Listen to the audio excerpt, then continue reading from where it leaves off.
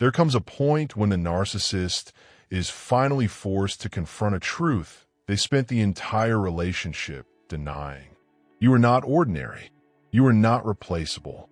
You were, in fact, the best they ever had. During the relationship, they worked tirelessly to convince you otherwise. They chipped away at your confidence, made you doubt your worth, and planted insecurity through comparison, triangulation, and deliberate emotional neglect. This devaluation was never accidental. It was calculated.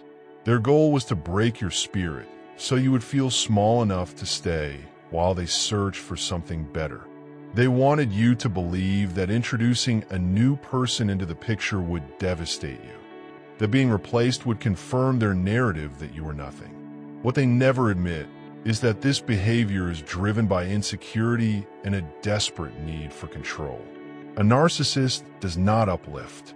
They undermine. They do not nurture your sense of self. They try to strip it away. Any moment you stood up for yourself or refused to accept mistreatment created a narcissistic injury, and those injuries quietly fueled resentment and revenge fantasies. Many people assume that once a narcissist finds someone new, they forget you entirely. That is a comforting lie, but it is not how human psychology works. Time, routines, emotional bonds, and familiarity do not disappear overnight, even for someone deeply toxic. They may pretend you never mattered, but the truth is they compare, remember, and replay moments more than they would ever admit. The irony is that the longer they were with you, the more they devalued you outwardly, even as your importance to them quietly grew. In the narcissist's world, everything is supply. Attention, care, emotional presence. You gave a rare form of supply, one rooted in genuine connection, not performance.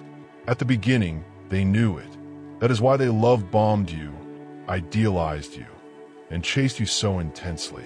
Over time, they tried to convince you they no longer needed you, that you were insignificant. But watch what happens when they move on. The fantasy of instant happiness collapses. New relationships carry old wounds, unresolved trauma, and the same destructive patterns. Often, the new supply is a downgrade, not because you should compare, but because the depth, energy, and emotional connection you offered cannot be duplicated. Now you are the X, and they are repeating the same cycle, sometimes even trying to mold the new person into a version of you. This alone reveals the truth. They never healed. They never learned. They simply ran. And now, without your presence, the absence is loud.